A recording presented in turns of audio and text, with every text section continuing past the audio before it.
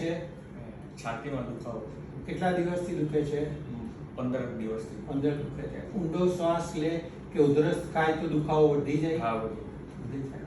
અને આમ દબાવવાથી દુખાવો વધી જાય છે? હા, આ સાઈડ દબાવે તો દુખાવો થાય. દબાવો તો દુખાવો વધી જાય છે. બરાબર.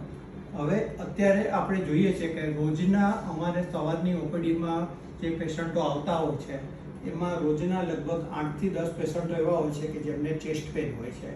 એટલે ચેસ્ટ પેન એક હવેના સમયમાં એક મુખ્ય કારણ થઈ ગયું છે ડૉક્ટરને બતાવવા આવવાનું.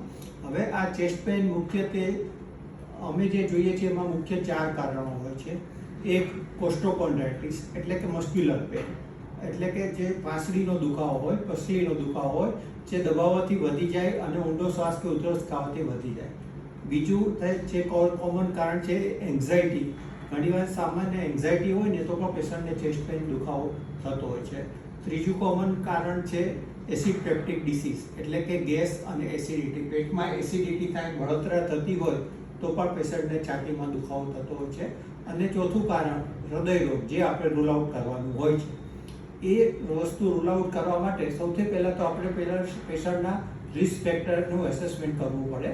એટલે તમારા ઘરમાં માતા પિતાને કોઈને હૃદયરોગ કે બીપી કે ડાયાબિટીસ છે? કોઈને નથી. મીન્સ કે ફેમિલી હિસ્ટ્રી પૂછી લેવાની. તમાકુ ખાય છે?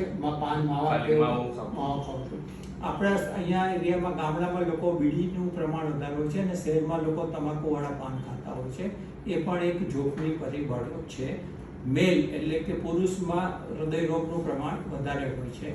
અને જો આટલું જાણ્યા પછી રૂટીનલી આપણે પેશન્ટનો એક કાર્ડિયોગ્રામ લેતા હોઈએ છીએ અને લેબોરેટરી ઇન્વેસ્ટિગેશનમાં એક હિમોગ્લોબિન, સુગર અને કોલેસ્ટ્રોલ આ 3 રિપોર્ટ કરતા હોઈએ છીએ.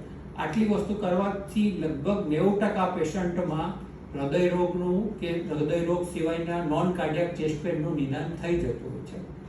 અમુક કેસમાં જ્યારે આપણને એવું ડાઉટ લાગે કે આમાં હૃદયરોગ છે કે નહીં, એમાં આપણને શંકા લાગતી હોય છે, આવા કેસમાં અમે એ લોકોને ટ્રેડમિલ ટેસ્ટ કરવાની સલાહ આપીએ છીએ. ઇકોકાર્ડિયોગ્રાફી હૃદયરોગના નિદાન માટે એટલું બધું જરૂરી નથી, કારણ કે એમાં ફિઝિયોલોજીકલ ખબર પડે છે. આપણે વધારે પડતું પેથોલોજીકલ જોવાનું હોય એટલે એના માટે ટ્રેડમિલ ટેસ્ટ એ હિતાવહ છે. આ રીતે તમે યોગ્ય નિદાન કરવામાં આવે તો ચેસ્ટ પેનનું 100% નિદાન થઈ જાય છે અને યોગ્ય નિદાન કર્યા પછી 100% એની સારવાર શક્ય છે. એટલે જો કોઈને પણ ચેસ્ટ પેન હોય તો નજીકમાં એમડી ફિઝિશિયનને બતાવો. 100% આની સારવાર શક્ય છે.